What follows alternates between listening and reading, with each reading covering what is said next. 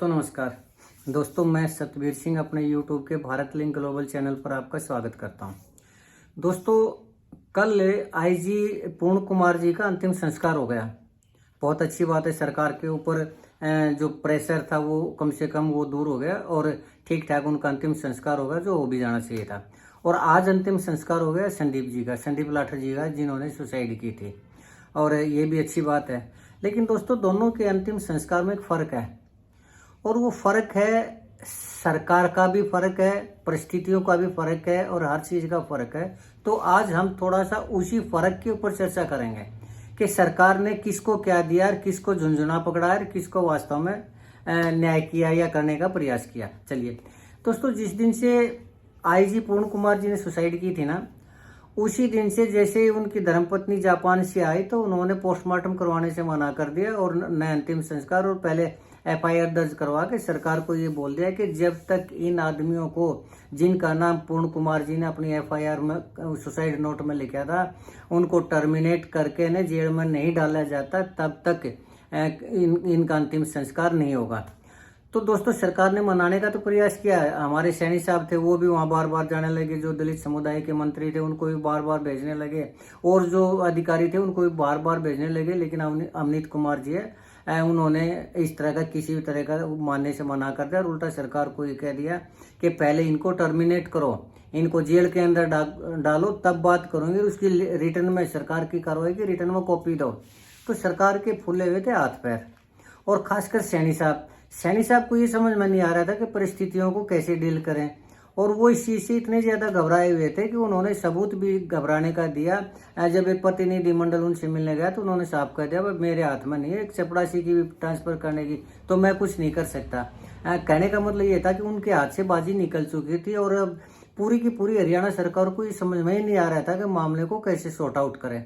क्योंकि एक दिक्कत है दोस्तों बीजेपी की सरकार के साथ कि अगर सामने वाला या प्रदर्शन करने वाला, विरोध प्रदर्शन करने वाला अगर ताकतवर आदमी है तो बीजेपी के हाथ पैर फूल जाते हैं। लेकिन अगर वो कमजोर आदमी है तो सरकार 2 मिनट में रगड़ देती है, जेल में भी डाल देती है, सब कुछ कर देती है।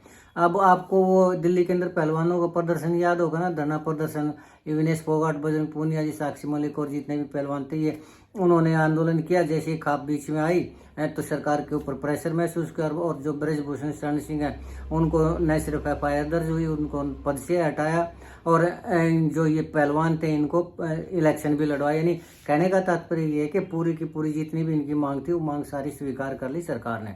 और यही मामला चल रहा था अवनीत पूर्ण कुमार जी के साथ, क्योंकि जब उनको ये पता कि पूरा दलित समुदाय खड़ा हो चुका है तो वो पहले तो उन्होंने जो नरेंद्र बिजानिया जी एसपी रोहतक के उनको हटाया, लेकिन वो उससे भी संतुष्ट नहीं हुए अवनीत पी कुमार जी, तो फिर उन्होंने लंबी छुट्टी पे भेज दिया डीजीपी शत्रु कपूर जी को।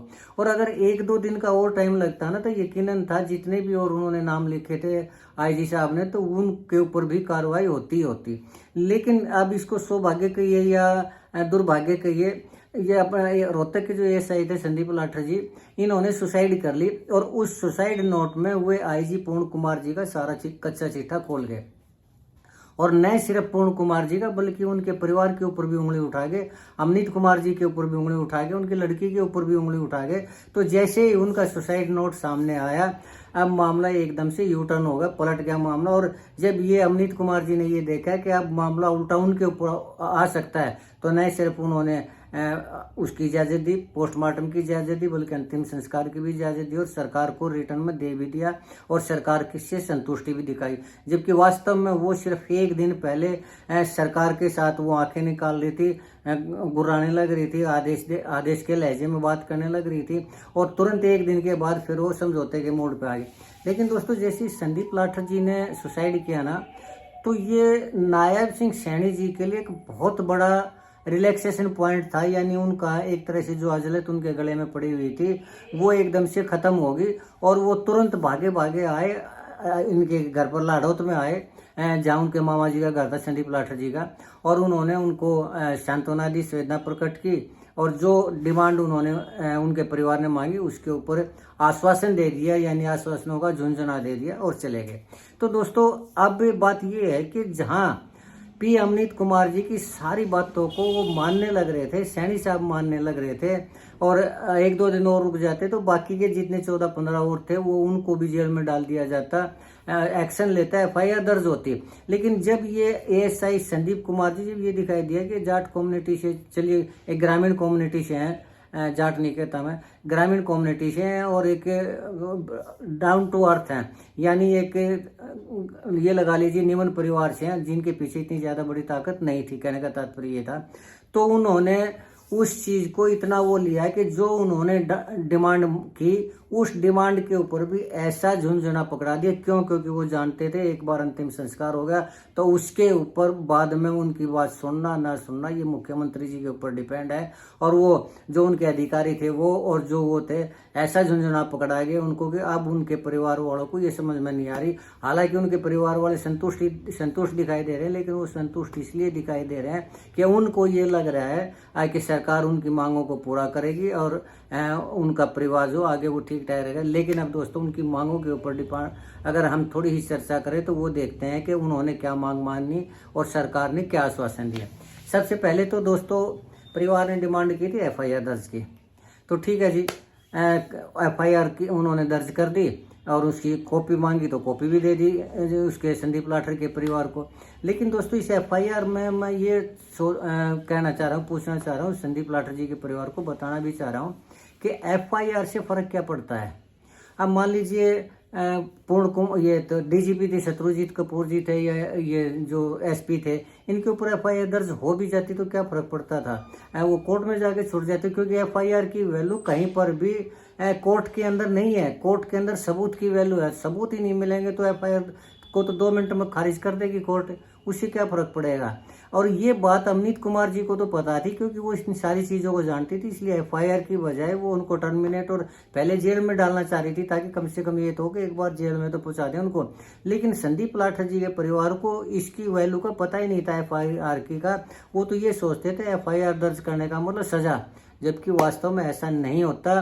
संदीप जी को या पुलिस डिपार्टमेंट को तो पता है कि एफआईआर की कोई भी वैल्यू नहीं होती, प्रूफ की वैल्यू होती है, सबूत की वैल्यू होती है। सबूत अगर बात करें आईजी पूर्ण कुमार जी की भी, तो एफआईआर दर्ज हुई तो पूर्ण कुमार जी के खिलाफ दर्ज हुई, या फिर अगर अमनीत पी कुमार जी अगर उनके खिलाफ भी हुई तो कोई सबूत तो नहीं है ना किसी चीज़ का। आज एफआईआर दर्ज हुई, कोई बात नहीं, कोर्ट में एक मिनट में जमानत मिलेगी और फिर सबूत पेश सरकार नहीं कर पाएगी तो छूट भी जाएगी, तो उस एफआईआर की कीमत क्या हुई। चलिए कोई बात नहीं दोस्तों, तो मुझे लगता है कि एफआईआर का कोई फायदा नहीं, उनका जो परिवार है वैसे इस चीज़ के उसमें आ गया, झांसे में आ गया। खैर चलिए, अब दूसरी बात थी दोस्तों, उनके परिवार ने डिमांड की कि संदीप लाठर जी की मिसेज को डीएसपी बनाया जाए। तो डीएसपी की मांग सिरे से खारिज कर दी सरकार ने और ये कह दिया कि जी योग्यता के अनुसार नौकरी दे देंगे। अब वो है एमएससी बीएड, उनकी जो मिसेज है संतोष कुमारी है, जो संदीप लाठर जी की मिसेज है, तो सरकार ने आश्वासन दे दिया जी टीचर लगा देंगे, कोई बात नहीं, सरकारी टीचर लगा देंगे जी। ठीक है जी, पहली बात तो मैं ये कहूँ दोस्तों कि सरकार के लिए डीएसपी अपॉइंट करना कोई भी बड़ी बात नहीं है। और जब ये संदीप कुमार जी ने अपनी जान पुलिस डिपार्टमेंट के लिए दी है, ईमानदारी के लिए दी है, तो कम से कम सरकार को सोचना चाहिए था। लेकिन सरकार ने ऐसा झुंझुना पकड़ाया उसके परिवार को कि वो सरकारी नौकरी में भी मान गया। अब टीचर की सरकारी नौकरी का हाल देख लीजिए दोस्तों, एक HKRN होता है, उसमें टीचर लगाए जाते हैं, उनकी 20-22 हज़ार 23 हज़ार रुपये सैलरी होती है। हालांकि सैलरी तो शायद 28-30 हज़ार, लेकिन वो GST वगैरह टैक्स वगैरह काट के कर्मचारी के हाथ में आते हैं 20-22 हज़ार रुपये। और वो नौकरी होती है कच्ची, लेकिन सरकारी नौकरी होती है और सरकार हर महीने उसको एक्सटेंड करती रहती है। तो अगर सरकार ने नौकरी HKRN के तहत दे भी दी तो कच्ची नौकरी तो हुई ना। आज ये SPDC हैं, ये चले जाएंगे, उसके बाद फिर वो सरकार उनको परमिशन वो ना देगी, एक्सटेंड ना करेगी, तो नौकरी गई उनकी। तो इस सरकारी नौकरी का फायदा है क्या। हाँ, अगर सरकार उनको रेगुलर जो वो है जॉब अगर देती है, टीचर की देती है, तब तो थोड़ा ये भी होगा भी चलो रेगुलर जॉब दी है उनको। लेकिन मुझे नहीं लगता है कि रेगुलर जॉब की बजाय वो उनको रेगुलर जॉब देगी। मुझे लगता है कि HKRN में उनकी अपॉइंटमेंट हो जाएगी और वो एक तरह से लॉलीपॉप है, झुंझुना, और इसके अलावा कुछ भी नहीं है। अच्छा, तीसरी बात, अब उन्होंने ये का शहीद का दर्जा दिया जाए, उन परिवार की मांग थी कि शहीद का दर्जा दिया जाए। तो दोस्तों शहीद के दर्जे पे प्रशासन ने ऐसा झुंझुना पकड़ा, ऐसी गोली दी, ठीक है जी प्रक्रिया शुरू कर देते हैं और जैसे ही प्रक्रिया होगी शहीद का दर्जा भी दे देंगे। अब एक बार अंतिम संस्कार हो गया दोस्तों, तो कब शहीद का दर्जा दिया जाएगा, कब प्रक्रिया पूरी होगी, कब शुरू होगी, फिर ही होता है। और अगर शहीद का दर्जा दिया जाए तो अब शहीद का दर्जा देने में कोई भी प्रॉब्लम नहीं थी सरकार को लेकिन शहीद का दर्जा देती तो 1 करोड़ रुपए भी देने पड़ते सरकार को। और वो प्रक्रिया के तहत उन्होंने ऐसा झुंझुना पड़ा, ठीक है अंतिम संस्कार कर दो, हम प्रक्रिया शुरू कर देंगे। यानी ना तो अभी 1 करोड़ रुपए देने, ना वो प्रक्रिया हुई, ना शहीद का दर्जा हुआ, और वो परिवार को बना दिया मूर्ख। चलिए दोस्तों कोई बात नहीं। फिर उनकी मांग थी कि बच्चों की पढ़ाई का अरेंजमेंट किया जाए जी। ठीक है जी, सरकार ने कहा जी किसी अच्छे शिक्षण संस्थान में दाखिला करवा देंगे।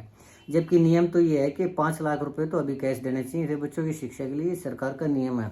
और उसके बाद पर मंथ उनका वो देना चाहिए था, लेकिन नहीं, तब 5 लाख रुपए दिए। और रही बात शिक्षण संस्थान में एडमिशन की, तो एक बार जब डीसी होता है वो अगर चेंज हो जाता है, उसके बाद नया डीसी आता है, वो उसको पता याद भी रहता है या नहीं रहता है, या कौन उसको कहेगा कौन नहीं कहेगा, तो बात तो भविष्य ही होता है दोस्तों।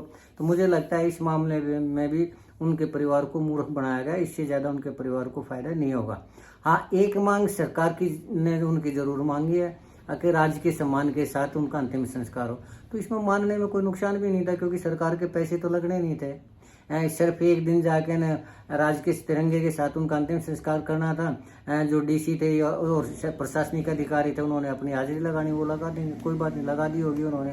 तो उसके न तो सरकार का कुछ गया, न उस परिवार को कुछ मिला। थोड़ी देर का, बस वो थोड़ी सी देर का, वो भी एक दिन का मान सम्मान, और इससे ज़्यादा कुछ नहीं है। तो कुल मिला के कहने का दोस्तों ये है तात्पर्य कि जहाँ सैनी सरकार अमनीत जी के सामने घुटनों के बल बैठी हुई थी, उसी सैनी सरकार ने एएसआई संदीप लाठर जी के परिवार को घुटनों पर ला दिया, कुछ भी उनको नहीं दिया, और खाली आश्वासन का कोरा झुंझुना पकड़ा के ना सरकार चलेगी आराम से। और इसमें मुझे ऐसा लगता है कि जो संदीप लाठर जी की फैमिली है, यानी उनकी मिसेज है या बच्चे हैं, एक तो शायद वो लाडोत रहा करते, अपने मामा के घर आया करते, तो उनके मामा के लड़के या उनके मामा या तो उनको इतनी ज़्यादा कानून की जानकारी नहीं थी, या फिर उन्होंने इतना ज़्यादा प्रयास नहीं किया कि पहले सरकार से शहीद का दर्जा या फिर 1 करोड़ रुपए वो पहले वो करवा लेते हैं आश्वासन की बजाय, या फिर डीएसपी की उसके ऊपर अगर वो एक दिन और उसको रख लेते, डेड बॉडी को रख लेते, तो डीएसपी की अपॉइंटमेंट भी। जब अमनीत कुमार जी की हर मांग को जब डीजीपी तक को हटा दिया, एसपी तक को हटा दिया, तो क्या एक डीएसपी का पद देने में सरकार को कोई परेशानी है क्या? मैं आपको 1-2 उदाहरण बताता हूँ। एक कि ममता जी थी, शायद ममता सौदा जी कुछ ऐसा था, वो हिमालय पर्वत चढ़ के आई थी, और भूपेंद्र हुड्डा जी की सरकार थी, तो उन्होंने सिर्फ एक बार हिमालय पर चढ़ने पे उन्होंने उनको डीएसपी बना दिया ममता जी को। आज शायद वो आईजी हैं या रिटायर हो गया पता नहीं, लेकिन एक बार हिमालय पर चढ़ने से उन्होंने डीएसपी बना दिया। और एक जोगिंदर सिंह क्रिकेटर था, वर्ल्ड कप में सिर्फ एक ओवर फेंका था, उसी एक ओवर का कारण डीएसपी बना दिया। उसके बाद ममता जी के बाद पुलिस डिपार्टमेंट के 2 मियाँ बीबी, शायद वो इंस्पेक्टर थे या सब इंस्पेक्टर थे, उनकी मिसेज भी शायद पुलिस डिपार्टमेंट में थी, सेम डिपार्टमेंट था, वो 2 बार हिमालय पर्वत पर गए, 2 बार फतेह की हिमालय की चोटी, और उसी भूपेंद्र हुड्डा जी के काल में की। और उन्होंने डिमांड की कि सर ममता जी ने तो 1 बार की थी, हमें भी डीएसपी बना दो, हमने तो 2 बार की थी। भूपेंद्र हुड्डा जी ने डीएसपी छोड़िए, उनको 1 रैंक का प्रमोशन भी नहीं दिया। तो सरकार चाहे तो कुछ भी कर सकती है। अगर सैनी साहब चाहते, जिस सैनी साहब को संदीप लाठर जी के परिवार ने संदीप लाठर जी ने इतनी बड़ी अजलत से बचाया, इतनी सरकार को बचाया, उस सरकार को डीएसपी छोड़, मुझे ऐसा लगता है कि उसको सरकारी भी नौकरी मिलेगी तो वो HKRN के तहत मिलेगी। तो इतना बड़ा, इसको मैं धोखा ही कहूँगा दोस्तों। नहीं तो डीएसपी, नहीं तो नियम तो ये कहता है कि अगर कोई ड्यूटी के ऊपर शहीद कर्मचारी हो जाता है तो उसको एक्स ग्रेशिया के तहत उसकी मिसेज को, अगर वो जॉब चाहती है, अन्यथा तो ये है कि जितनी दिन उसकी सैलरी है वो सैलरी मिलेगी और उसके बाद पेंशन मिलेगी। लेकिन अगर वो नौकरी चाहती है तो 1 पद कम उसी डिपार्टमेंट में नौकरी दे दी जाती है। और वो एएसआई थे तो कम से कम कांस्टेबल तो वो उनकी मिसेज का हक बनता ही बनता था, लेकिन न कांस्टेबल न और कुछ, और उनको सिर्फ एक टीचर का झुंझुना पकड़ा दिया और बात खत्म। तो दोस्तों मैं ये समझ रहा हूँ कि अन्याय हुआ है संदीप लाठर जी के साथ, और उसकी वजह यह है कि कोई आवाज़ उठाने वाला नहीं था। और वो पढ़े लिखे अमनीत पी कुमार जी की तरह पढ़े लिखे नहीं था उसका परिवार, इसलिए कुछ भी पल्ले नहीं पड़ा। तो अब दोस्तों क्या हो कैसे हो, अब तो कुछ हो नहीं सकता। लेकिन हाँ, मैं पुलिस डिपार्टमेंट से एक प्रार्थना जरूर करना चाहूँगा कि संदीप कुमार जी ने अपनी जान दी है डिपार्टमेंट के लिए, ईमानदारी के लिए। तो कम से कम पुलिस डिपार्टमेंट का तो ये हक बनता है, नैतिक फर्ज बनता है, हक नहीं फर्ज बनता है, नैतिक दायित्व बनता है कि कम से कम वो पैसे इकट्ठे करके कम से कम 1 करोड़ रुपए तो उनकी मिसिज को के खाते में जमा करवा दे, ताकि वो उनका सरकारी बैंक के खाते में, ताकि उसका अगर वो इंटरेस्ट भी लें तो कम से कम सरकारी बैंक में 7-8% होता है, तो 70-80 हज़ार रुपये महीना पेंशन के वो ब्याज आता रहेगा, एक तरह से पेंशन सी होती रहेगी, वो अपने परिवार का पेट तो पाल लेगी। नहीं तो सरकार का तो हाल देख लिया, जैसे झुंझुना पकड़ाया, जैसे लॉलीपॉप दिया, ऐसे साफ गई सरकार तो। लेकिन पुलिस डिपार्टमेंट को चाहिए कि अपने कर्मचारी के परिवार के लिए कुछ न कुछ वो जरूर करे, ताकि उसके बच्चों का जो लालन पालन है वो किया जा सके। आज के लिए इतना ही दोस्तों। मुझे लगता है कि आपको मेरा ये ज़रूर पसंद आया होगा विश्लेषण। अगर आपको मेरी बात पसंद आई, अगर आपको मेरा ये विश्लेषण पसंद आया, तो मैं आपसे प्रार्थना करना चाहूँगा कि आप मेरे इस वीडियो को लाइक करें, शेयर करें और कमेंट करें दोस्तों। मेरे वीडियो को हाइप जरूर करें, और अगर आपको लगता है कि मेरा सोचना गलत है तो भी कमेंट करें, ताकि मैं अपने आप को करेक्ट कर सकूं। और चलते चलते एक निवेदन करना चाहूँगा कि आप मेरे इस चैनल को सब्सक्राइब जरूर करें, ताकि मैं इसी तरह की विवेचना आपके सामने लाता रहूं। आपने मेरा ये वीडियो देखा, इसके लिए आपका दिल से धन्यवाद। नमस्कार, जय हिंद, जय भारत।